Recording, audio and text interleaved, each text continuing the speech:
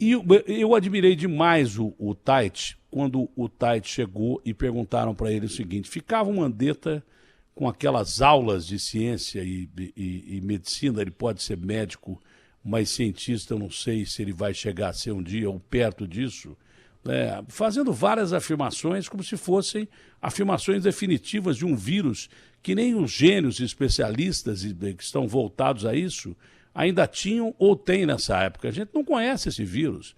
Já está tendo uma espécie, uma pequena segunda onda nos países que reabriram e com todos os trâmites de reabertura com países europeus. Então a gente não conhece esse vírus direito. Quando perguntaram para o ex-ministro Tait: ministro, quando vai ser o pico da doença? Ele falou: não sei. Ali o ministro me ganhou porque... E o ministro vai bem dentro daquilo que eu estava falando sobre gente que fala demais em cargos que não podem ser expostos como são expostos.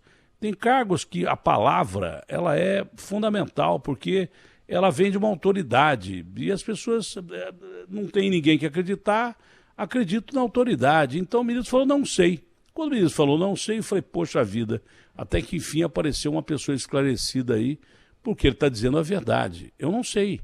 E até hoje ninguém sabe quase nada desse vírus. Até hoje ninguém sabe. Até cientistas famosos aí, que dão as suas opiniões, deixam ressalvas, e são cientistas ou candidato a Nobel ou Nobel, deixam ressalvas, porque esse vírus é um vírus desconhecido. E a gente não sabe qual vai ser o fim da história. Ministro Tait, é um prazer falar com o senhor.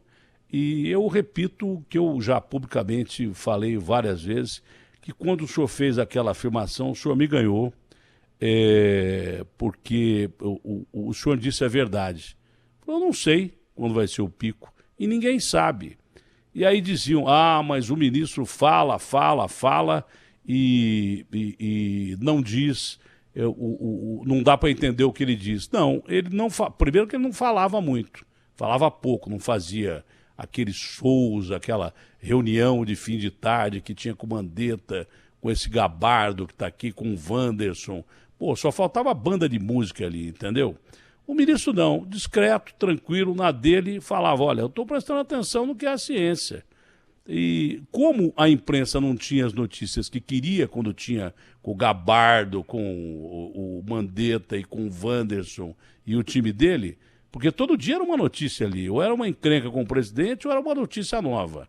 Olha, vai morrer todo mundo na Páscoa, só Jesus Cristo vai renascer, e não acontecia. E a coisa ia caindo de descrédito. E daí por diante, até a demissão do ministro, que para mim foi forçada por ele. Ele disse que não abandonava o paciente, mas brigou com o presidente para sair. Então, para mim, ele perdeu completamente a credibilidade ali, porque se você brigar com o dono do hospital, o cara vai te mandar embora e você vai abandonar o paciente. Não é o caso. Eu quero dizer ao ministro que o senhor estava certo desde o começo. Cada dia tem uma notícia e de gente super inteligente que você tem que começar a pensar e juntar detalhes dessas notícias para chegar a uma verdade, que essa verdade, para mim, a única coisa que vai ser importante é a vacina. Senão a gente está perdido. Então, ministro, infelizmente, o senhor também disse que o Brasil poderia caminhar para ser um dos primeiros colocados aí em termos de contaminação, e isto está acontecendo. Parabéns pela sua forma de agir no Ministério, porque agindo de uma maneira discreta, sendo criticado pelo que o senhor não falava, o senhor agiu de uma maneira honesta, correta, pelo menos o senhor disse o que sempre acreditou, a verdade, né? E hoje em dia, a cada dia que passa, a cada colocação que a gente ouve, até de cientistas importantes, a gente só se confunde. Um bom dia ao senhor, e eu queria saber por que é que, se a gente teve tanto foco na ciência, não é? Muita gente sempre teve tanto foco na ciência, combatendo esse vírus, hoje a gente já é o segundo colocado em termos de patologia e a nossa economia está quebrada, ministro. Datena, está me ouvindo bem? Muito bem.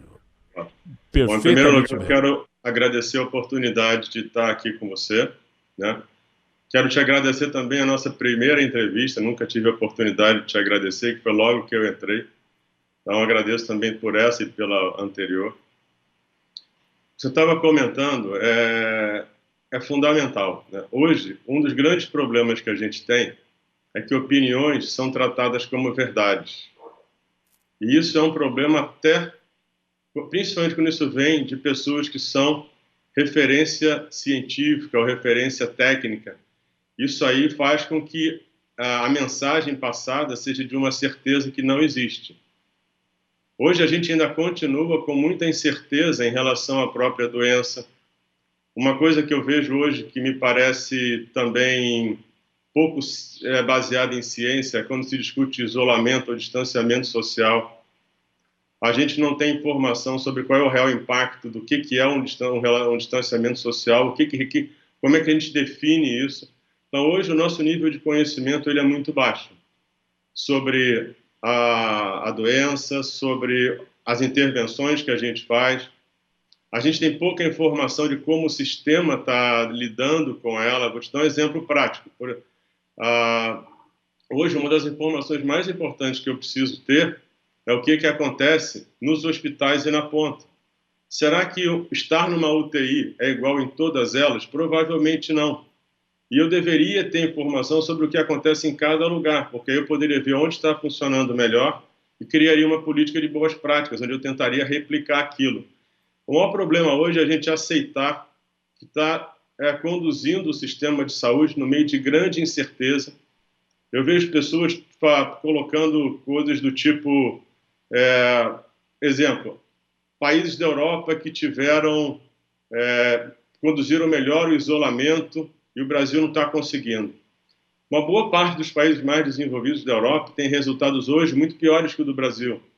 E aí, quando você fala em países da Europa, isso é vago demais. Então, fica aquela conversa completamente superficial e vaga, e a gente tem que trabalhar qualquer coisa com uma abordagem científica de número, técnico. Não posso falar países da Europa. Que país é esse? Que número é esse?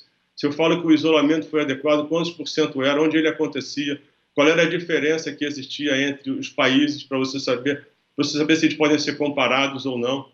Uma coisa que eu vou começar a colocar, vou colocar um pouco uma sequência aí no Twitter e no Instagram, essa discussão sobre informação. Como é que a gente trabalha isso? Qual é a forma adequada de você trabalhar no meio de tanta incerteza, entendeu? Então, esse tipo de situação ela é um problema, porque você tratar posição, opinião como fato, isso gera muito, muito, muito desgaste, muito problema. O senhor quer ver? Olha aqui, ó. É difícil uma imprensa leiga, e eu sou leigo pra caramba, né? O que o filósofo dizia, eu sei que nada sei, mas cabe para mim perfeitamente. Mas quer ver? Eu vou dar algumas das últimas notícias que eu recebi aqui. A maioria das pessoas é imune ao vírus da Covid, diz Carl Friston. Quem é o Carl Friston? É um mané qualquer? Não. É um baita de um cientista que com certeza não tem Nobel, mas vai ter Nobel, ele não é virologista. E ele diz que pela sequência dos coronavírus anteriores, a humanidade, principalmente lá a Inglaterra, ele começa com a Inglaterra, o país dele, já estaria, a humanidade já estaria já com imunidade sobre o vírus, pelas infecções anteriores. Isso é um cara Nobel, que vai ganhar Nobel, é um gênio esse cara, o senhor deve conhecer bem, porque é da área. Ele diz que, por exemplo, há raças mais suscetíveis ao vírus, à patologia, do que... Ele diz que os alemães, pelo que ele observou, têm mais resistência que os ingleses e daí por diante. Essa é uma das notícias, né? De um sujeito que é um gênio. Mas aí, de que forma ela vai ser interpretada, é a gente que passa a notícia e muitas vezes muda a notícia ao nosso bel prazer. É uma imprensa leiga falando de um cientista. Outra coisa, vacina da polio pode proteger contra a Covid, diz um artigo também publicado em revista científica importante. Outra notícia, olha aqui, o Centro de Controle do Governo dos Estados Unidos oficializou evidências científicas emergentes sobre a transmissão do vírus. Primeiro, risco muito baixo de transmissão a partir de superfícies. O contrário, e isso é um órgão de pesquisa científico famosíssimo, importante. Risco muito baixo de transmissão a partir de superfície. Então, aquela história de você passar a mão em corrimão, olha, o vírus sobrevive tanto tempo sobre papel e tal, já não valeria mais. Risco muito baixo de atividades ao ar livre, risco alto de reuniões em espaços fechados, e vai, né? Essas são as notícias todas que vêm aí. Eu estou citando algumas notícias que eu recebo aqui e que, de repente, de acordo com a minha interpretação, muda tudo. A última que eu recebi da Espanha, el vírus foi manipulado.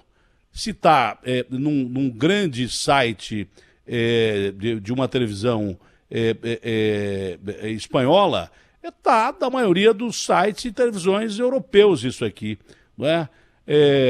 Alguma coisa que a gente já tem de concreto. Eu entrevistei a Mariângela, que o senhor deve conhecer muito bem, que é da Organização Mundial de Saúde, brasileira. Datena, alguns países que reabriram já estão tendo uma pequena segunda onda de casos. Citou a Alemanha, por exemplo, né? Que na sexta-feira passada fui conferir os casos, não eram poucos, eram 263 casos, com 8 mortes, mas 263 novos contaminados com a pandemia em descenso. Então, se você for ler isso aqui e começar a dar a sua interpretação como jornalista leigo, você só vai confundir a população. E eu estou dando notícias de pessoas que ou o cara é Nobel ou vai ser Nobel, são cientistas.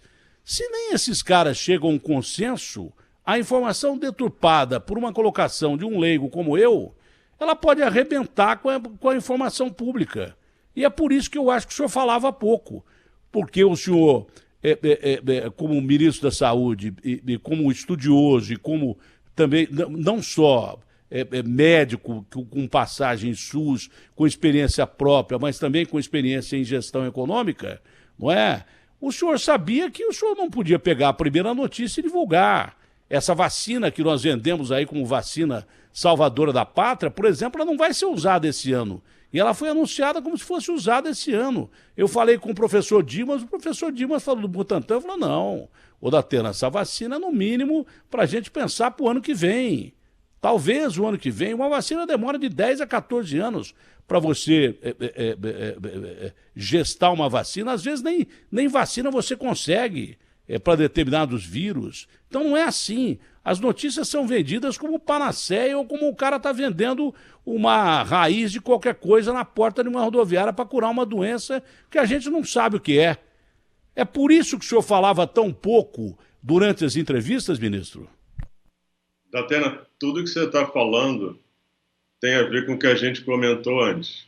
O ideal é que as pessoas fizessem afirmações depois que elas tivessem a informação, e não depois. Quando você fala em abordagem científica, o que você está falando é o seguinte: eu vou buscar informação de qualidade, eu não tenho nenhum pré-julgamento, eu não faço nenhuma colocação que possa parecer que uma opinião é uma afirmação, e a partir do instante em que eu tenho aquele dado, aí eu consigo me posicionar, sabendo que quanto mais o tempo passa, mais você aprimora a informação e que isso pode ser mudado ao longo do tempo.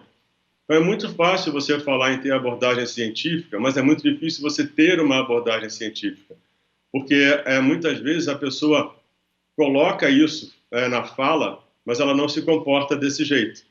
Então a razão de eu falar pouco, primeiro é porque naquele momento eu achava que o que eu falasse ia ser muito mais usado do que ouvido.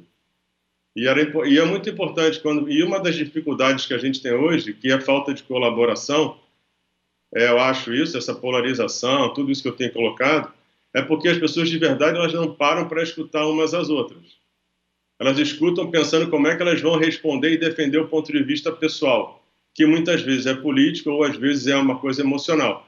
Então é muito difícil você navegar de uma forma científica e técnica quando existe quando o momento está sendo assim completo, cheio de emoção, entendeu? Então, não falar muito era porque primeiro eu achava que eu não iam me ouvir como eu achava que deveria ser ouvido para poder conversar e colaborar.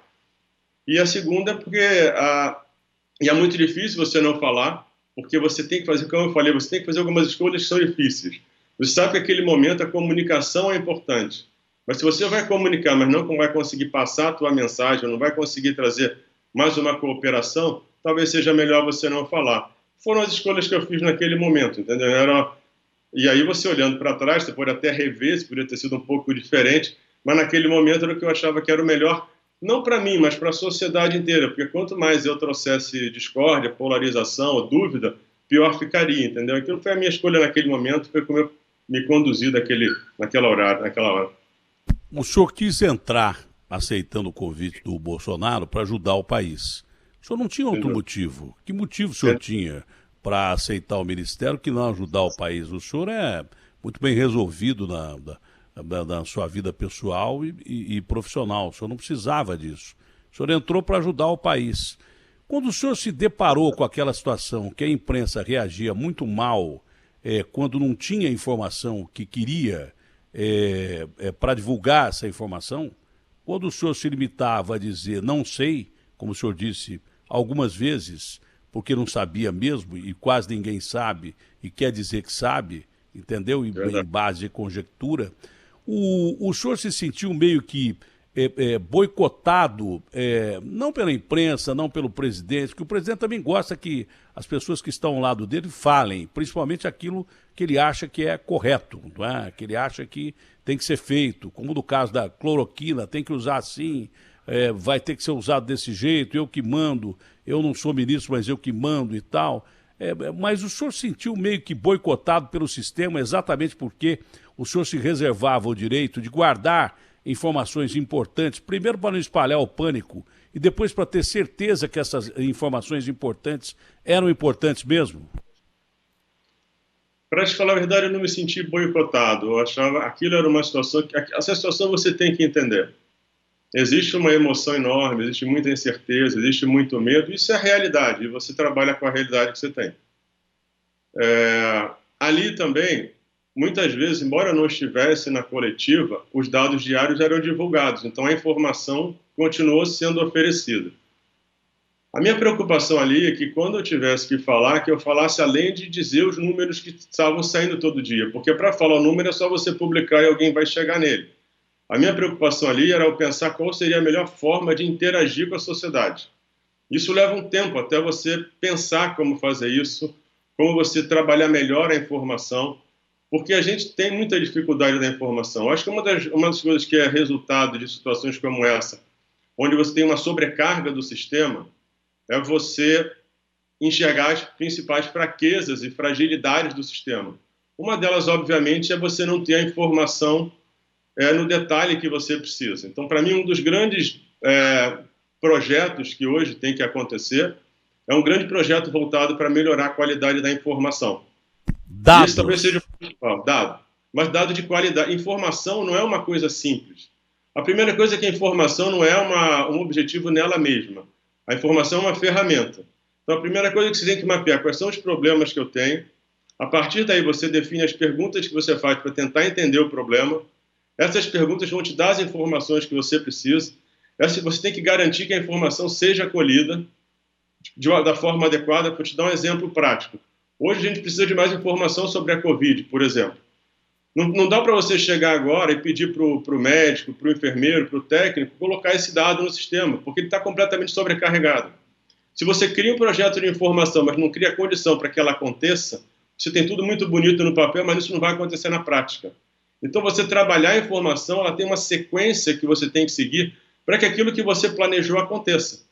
Isso aí é muito difícil você fazer, principalmente quando está todo mundo sobrecarregado, quando é um momento de muita emoção. Então, naquele momento, eu sabia que aquele era aquele momento.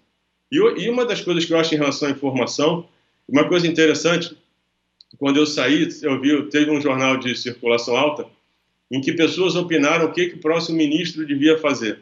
E praticamente tudo que eles falaram a gente já fazia. Então, ali deu para ver que a gente tinha que ter comunicado melhor. Porque a gente talvez... e aquilo é aquela dúvida que eu te falei, entre você falar menos para não piorar a situação, mas também falar pouco demais para não comunicar como deveria o que você está fazendo. É uma decisão super difícil. Não é simples você tomar essa decisão. E você vai tomando e fazendo aquilo no momento. Então, a gente precisa de mais comunicação, isso é fato. Mas não comunicação de passar dado, mas passar coisas que estavam sendo feitas vez mais detalhado, cada vez melhor colhido, porque quando a gente fala em dado, vou te dar um exemplo prático, não dá para você...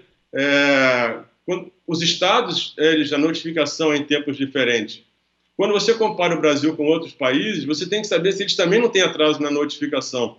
O quanto é o atraso deles? É comparável com o do Brasil? É tanta coisa que está em jogo para você interpretar e comparar as informações, se você não for muito no detalhe, você, na verdade, está comparando coisas diferentes sem perceber, e tem a sensação de que está fazendo tudo certo, entendeu?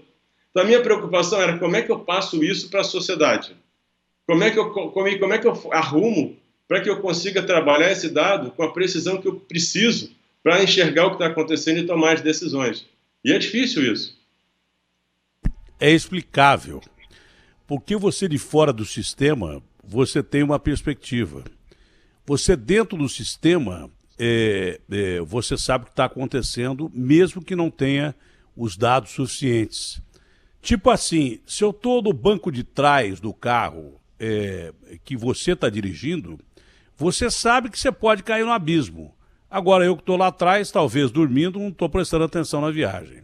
Quando o senhor entrou no carro, o senhor viu uma situação muito mais difícil de ser enfrentada do que aquilo que o senhor esperava que ia enfrentar, e mais, o senhor já tinha a ciência de que o Brasil podia ser hoje, por exemplo, o segundo colocado em número de mortes, e que pode, talvez até em projeção, superar os Estados Unidos, e que por isso, talvez, de uma forma inconsciente, o senhor tenha se comunicado menos, por saber o perigo que a gente estava correndo? A tua primeira pergunta foi sobre... A primeira, eu lembrei. Você só consegue conhecer alguma coisa quando você está dentro. Isso é uma coisa clara. Se você quer saber a tua oportunidade de produzir, de fazer acontecer, de entender, você tem que entrar dentro daquele problema. Então, a única forma de eu entrei para colaborar com o Brasil, isso é fato. A única forma que eu tinha de entender o problema, entender o quanto eu podia colaborar, era aceitando o convite para ser ministro. Então, quando eu entro numa situação como essa, é o que eu te falei, eu não assumo nada. Eu vou lá para enxergar e entender. Entendeu? E a segunda coisa é, quando você... E qualquer número para mim era possível. Então, eu vou te explicar, como é que eu vou te dizer isso? Quando você volta para a gripe espanhola, por exemplo, de 18, o que aconteceu na época? O que a história diz? Que 25% da população foi contaminado pela doença e que 2,5% morreu. 25% da população hoje seriam quase 2 bilhões de pessoas acometidas. No Brasil, na época, o que a história conta... Que era a população mundial da época, 2 bilhões de pessoas no mundo. Era a população da época, hoje nós temos 7 bi quase. Hoje está com 7,7, 700, está para indo para 8. No Brasil, a história diz que morreram 300 mil pessoas, num país que tinha perto um pouco menos de 30 milhões. Isso é mais ou menos 1% da população. Tá? 1% da população hoje no Brasil é mais ou menos 2 milhões de pessoas morrendo. Então é um cenário extremo. Mas quando você é um gestor, quando você é um líder, a tua função não é tentar adivinhar o futuro, é se preparar para as diferentes possibilidades do futuro. E aí eu tinha que saber que podia ser uma coisa amena, mas podia ser uma catástrofe. E eu tinha que, de alguma forma, tentar me preparar e preparar o sistema para que ele tivesse apto a resolver da melhor forma possível aquilo que eu não conseguia prever hoje porque o desconhecimento é enorme.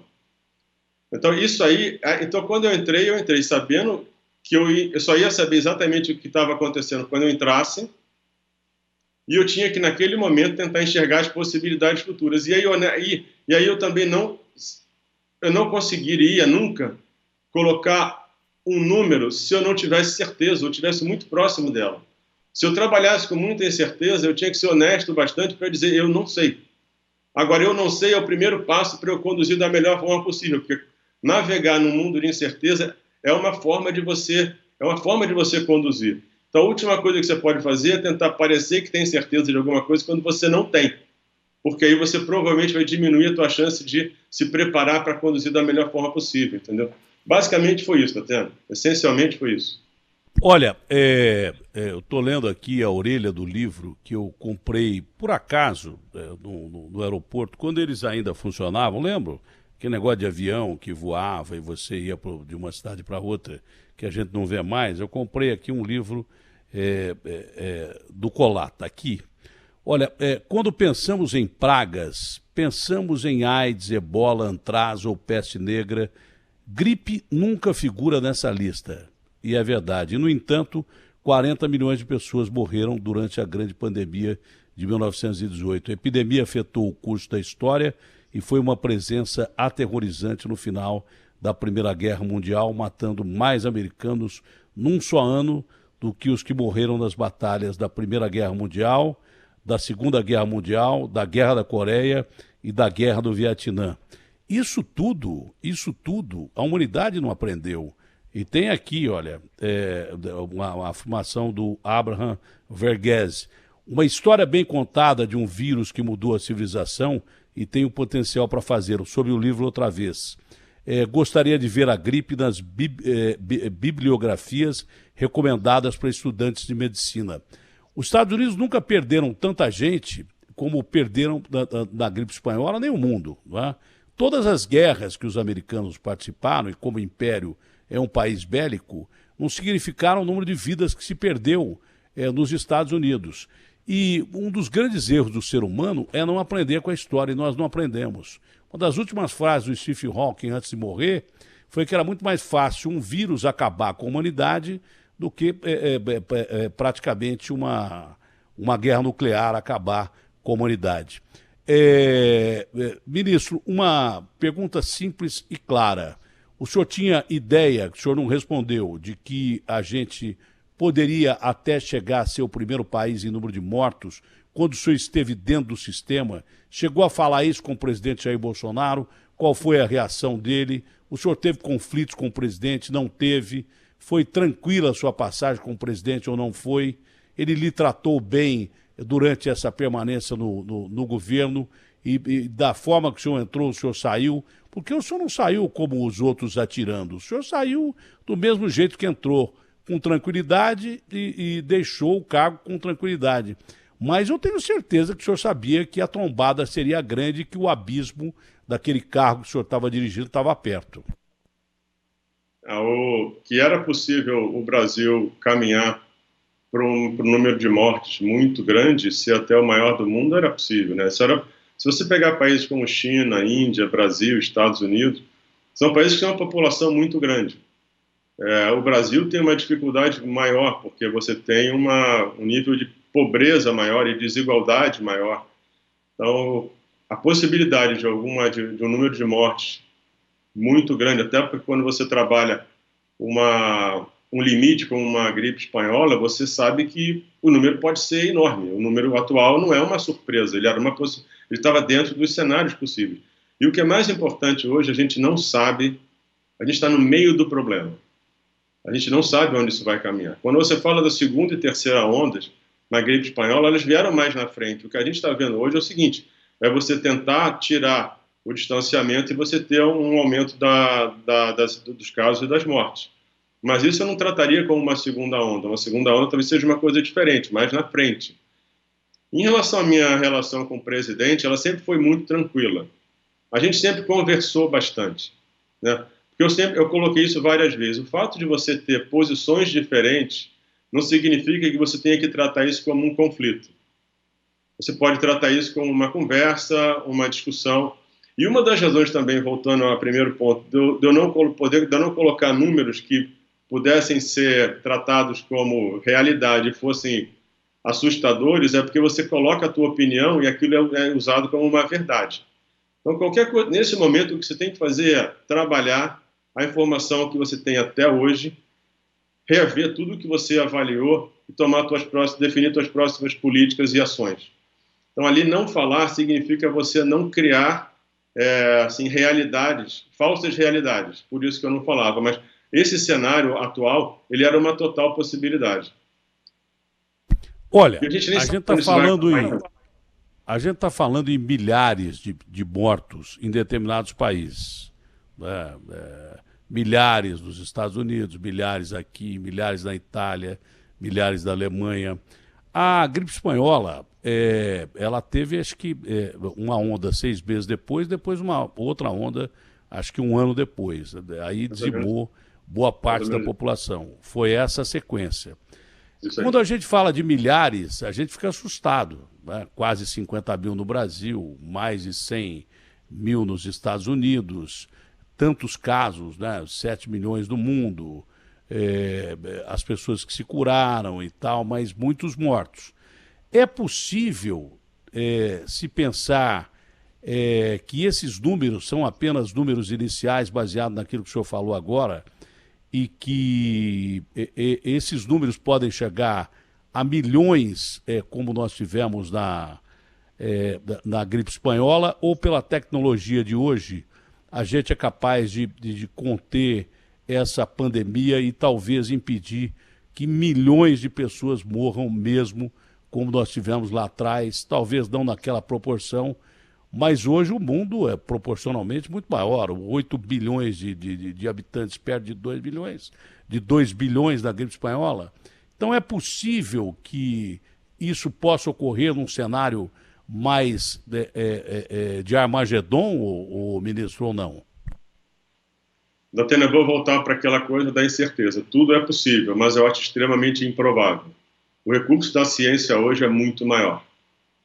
A gente vive um momento único em que a gente vive essa situação da pandemia, mas a gente, se você olhar 100 anos atrás, não tem comparação o recurso que a ciência tem hoje com o recurso que a gente tinha lá atrás. Então, embora eu não possa definir um número aqui, eu acho isso extremamente improvável. E até coisas que não foram conseguidas anteriormente, será que a gente consegue vacina num tempo recorde? Talvez. Tudo isso é uma incerteza. Mas hoje você vê os esforços. Um dos grandes problemas, duas coisas que eu acho importante colocar. Uma delas é que quando eu te digo que a gente não sabe o que está acontecendo hoje, como é que eu vejo a situação de hoje? Você tem três grandes, vamos dizer assim, pilares. Você tem a saúde, você tem a economia e você tem um lado social. Normalmente, qualquer um deles, quando é muito afetado, afeta os outros dois também. Se a saúde vai afetar a economia e o comportamento, você vai ter o comportamento afetando a saúde e a economia afetando os dois. Isso é uma coisa que é antiga.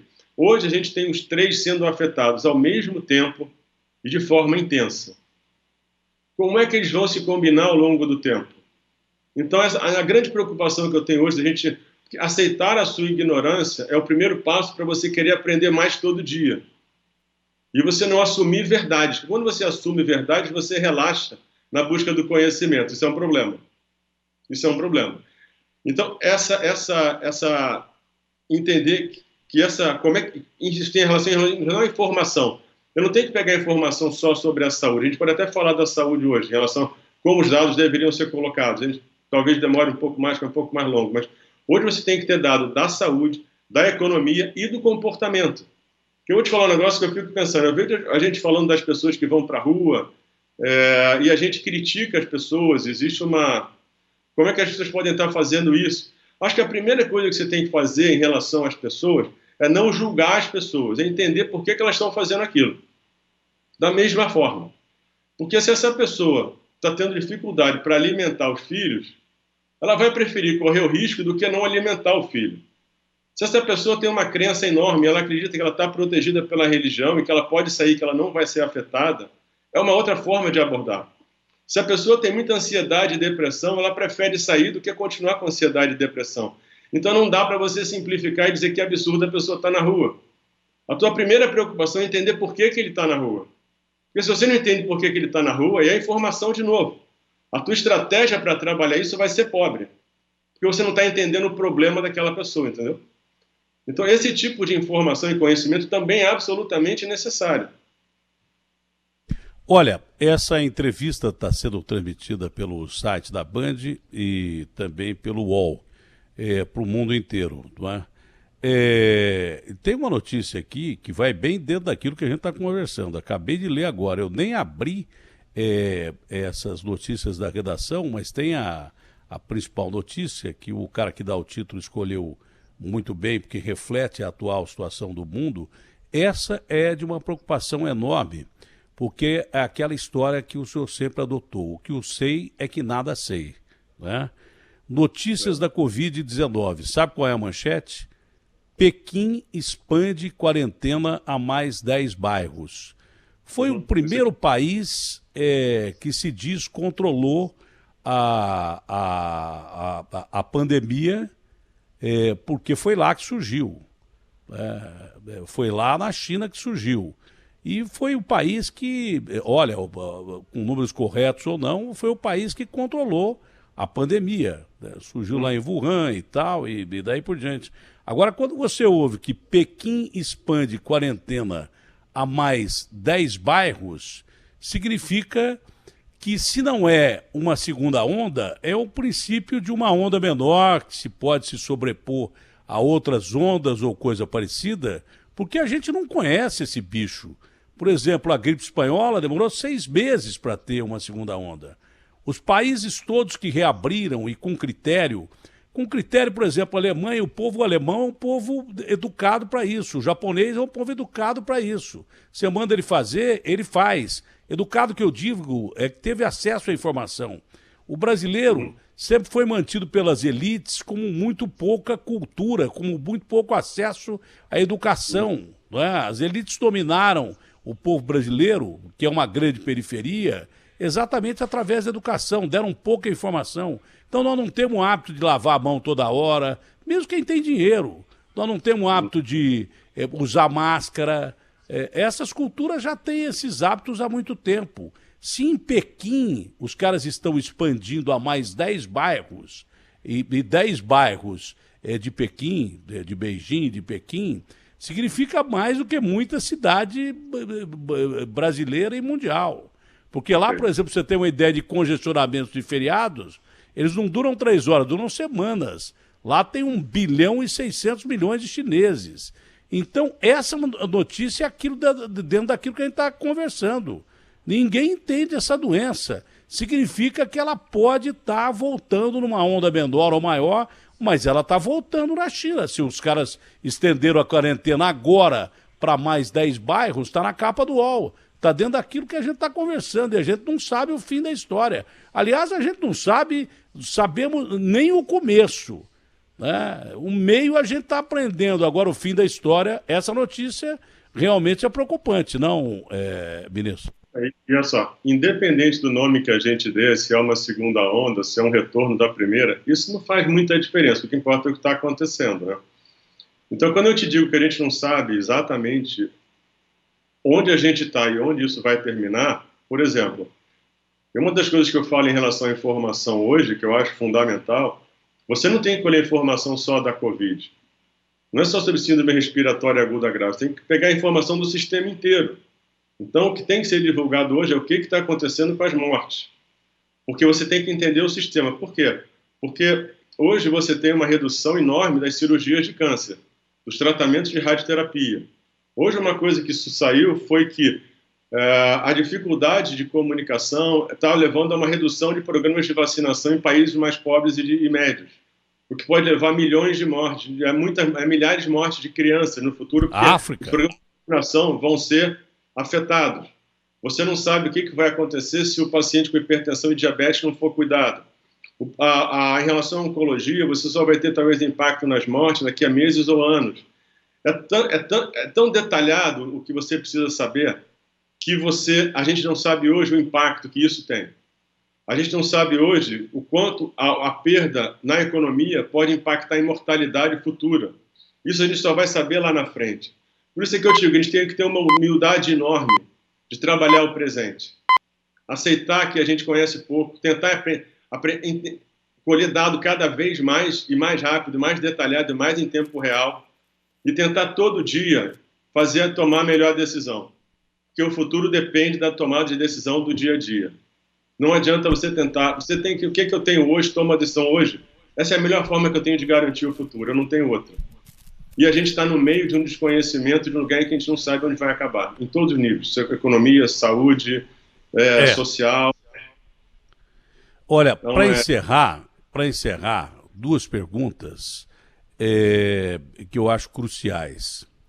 Sobre essa colocação que o senhor fez e tem insistido em todas as perguntas que eu fiz, o senhor insistiu numa mesma linha de raciocínio. A gente já não sabe mais até que ponto a pressão do vírus provoca essas reações que a gente vê nos Estados Unidos com uma, por exemplo, atuação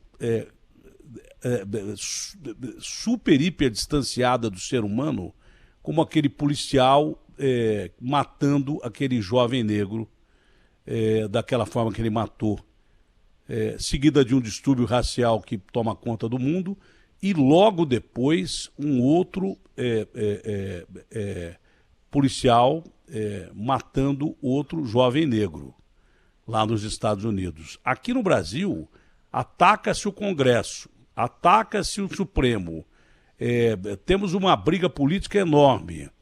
Lá nos Estados Unidos, o presidente Trump, que era favorito às eleições, já vai para um caminho oposto.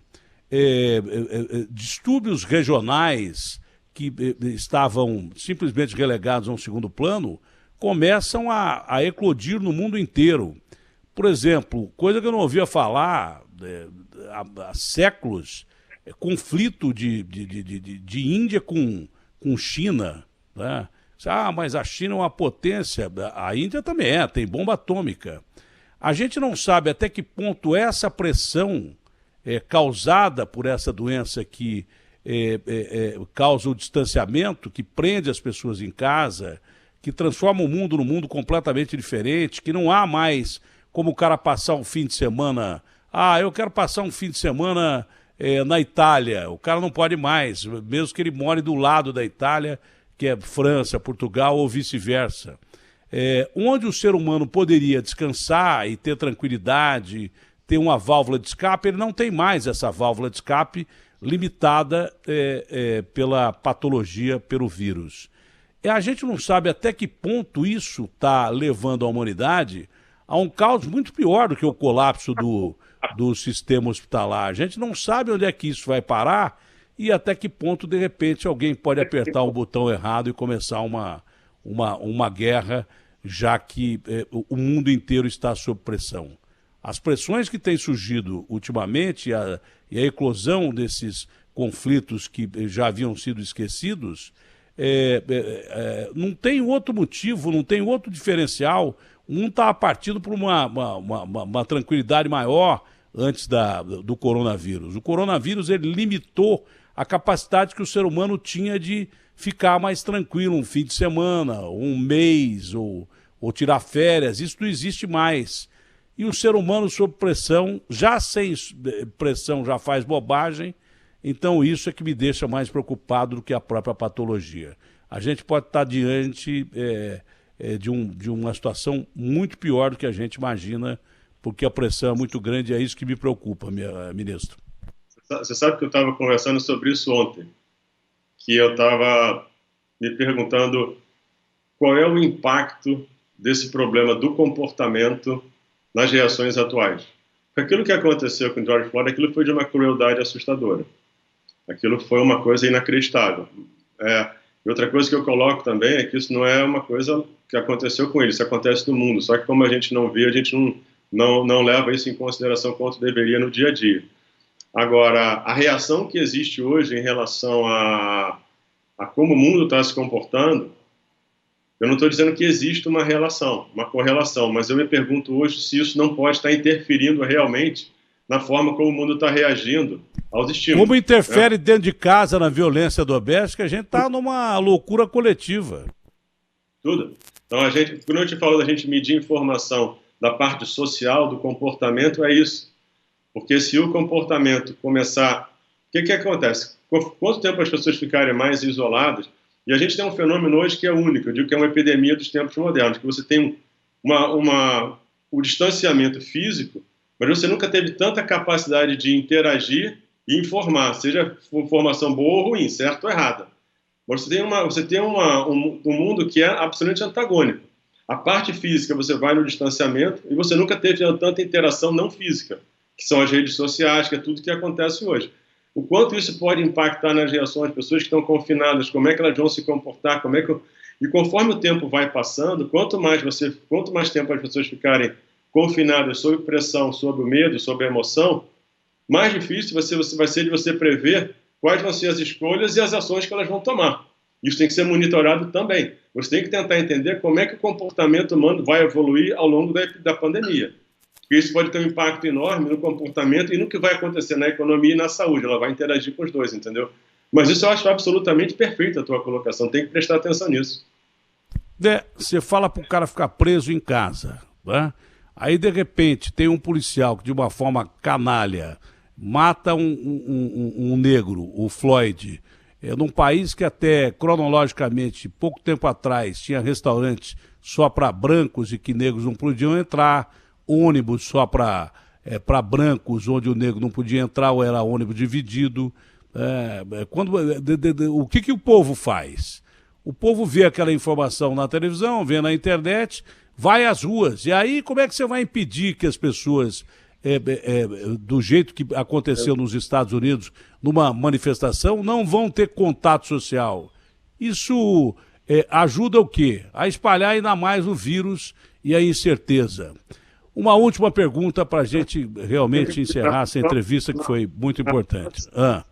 Na França, eu vi as pessoas referendo um caso de 2016. Então, você vê que isso vai num crescendo que você não sabe se você vai conseguir controlar. Porque chega um momento que talvez fique fora de controle real, entendeu? Então, uma das preocupações de você tentar baixar a polarização, baixar a briga, é para que você não chegue num limiar onde, a partir daí, fica muito mais difícil de você controlar. Isso é uma preocupação que a gente tem que ter em relação à sociedade. Isso é importante. Bom, o senhor fala em dados, né? Aqui, de repente, há 2, 3 meses atrás, o governador e o prefeito diziam que, olha, vai acabar o mundo, então todo mundo tem que ficar em casa. E, de repente, de uma hora para outra, as pessoas tomaram decisões de flexibilização numa curva de ascendência da doença. Quanto mais casos de morte a gente está soltando as pessoas na rua, aqui em São Paulo, que é um exemplo típico disso, né? Afrouxando as medidas, no Rio de Janeiro afrouxando as medidas. O que eu não consegui entender, o Dória tentou me explicar, mas eu não consegui entender, que essa relação leito disponível e pessoas doentes e tal, eu achei muito pouco tempo para a gente ter leito disponível com chegada de respirador e pessoas morrendo aos montes, aos milhares. Será que não perceberam que fizeram coisa errada, não é? Que prenderam as pessoas ou antes do tempo ou depois do que deviam prender, que essas pessoas não conseguem mais ficar em casa, que a economia explodiu? Realmente é uma confusão tão grande que a gente não entende mais nada, né? Há 10 dias atrás ou 15 dias atrás, se você não ficasse em casa, você ia morrer. Agora você começa a soltar as pessoas no pior período que a gente está enfrentando. Hoje a gente é o segundo país do mundo e que agora que deveria estar fechado, a gente abriu. Então, coisas que eu não consigo entender. O senhor pode me explicar isso ou não, ministro? É difícil te explicar. Idealmente, a gente trabalharia num momento em que você tem uma tendência de queda de mortes, né? Acho que a gente tem que trabalhar os hospitais, internações, porque os casos é mais difícil você trabalhar porque depende da testagem. Mas mortes, internações, isso aí são coisas que refletem o que está acontecendo em relação à doença. O que acontece hoje é que as pessoas, conforme o tempo vai passando, foi o que eu te falei, as pessoas vão revendo as suas escolhas e as suas políticas. E elas estão tentando fazer de uma forma controlada. E conforme elas vão fazendo, elas vão vendo se aquilo é seguro, porque controlado e seguro é completamente diferente. O seguro você só vai saber conforme o tempo for passando. Então, o que eu acho hoje, o que está acontecendo, é uma mudança de comportamento, não só da sociedade, mas dos governantes que vão testando como eles podem conduzir nesse momento. Quanto mais difícil ficar a economia, mais as pessoas vão parar para pensar se elas devem abrir ou não. E aí elas vão falar, talvez eu consiga controlar isso, eu vou tentar monitorar isso de perto, para ver se eu consigo reabrir a economia. Então, eu acho que é mais uma coisa de tentativa e erro do que... Hoje a gente não tem dado detalhado bastante sobre o próprio isolamento para definir o impacto. Então, por exemplo, lá atrás, talvez uma coisa importante fosse fechamento de fronteira, mais até do que o isolamento, que é quando você trava a entrada. Talvez a gente... Entendeu? Então, é muita coisa que a gente não conhece e a gente... O problema da desinformação é esse. Eu já coloquei isso uma vez. Você vai na tentativa e erro. E você cria um programa de distanciamento em fases e você vai testando aquilo para ver se você consegue amenizar o problema da economia enquanto você protege as pessoas. Porque uma coisa importante o que a sociedade precisa entender é que a gente sofre com as mortes, cuida dela e protege. Isso é o primeiro passo para você tentar fazer qualquer coisa adicional. E esse monitoramento ele tem que ser muito adequado, muito detalhado, tem que ser em tempo real. Então, nesse momento, na verdade, o que eu vejo é o seguinte, é uma mudança de comportamento em função da evolução do problema, que está ficando cada vez mais tenso em relação à economia, em relação às pessoas. Porque o que eu aproveitaria esse momento, talvez, se os estados e municípios decidirem que vão tentar abrir, que a gente tente colher informação sobre o impacto do distanciamento. Talvez seja uma hora de você colher dados claros para você entender qual é o impacto disso, o quanto isso pesa. Talvez você tenha que ter... Então, talvez uma coisa que eu fizesse antes de criar uma política de flexibilizar um pouco, seria criar algum tipo de programa de dados, de informação, que eu monitoraria ao longo dessa abertura, para que eu pudesse aprender com isso, já que eu tenho tão pouca informação, entendeu? Mas eu acho que é isso. É muito mais fácil dar entrevista sem ser ministro do que como ministro, né? Porque aí a gente pode conversar mais do que passar uma informação que possa ser tida como absoluta, desvirtuada e ao invés de ajudar a atrapalhar. Foi um ótimo papo esse que nós tivemos e talvez tenha sido uma das conversas mais descontraídas que o senhor teve nos últimos tempos. Não foi isso? É verdade. É verdade. Isso é verdade. Te agradeço mais uma vez, não só essa entrevista, mas a primeira. Momento, né, de chegada, tenso, e você foi super gentil, muito obrigado. E hoje também te agradeço demais.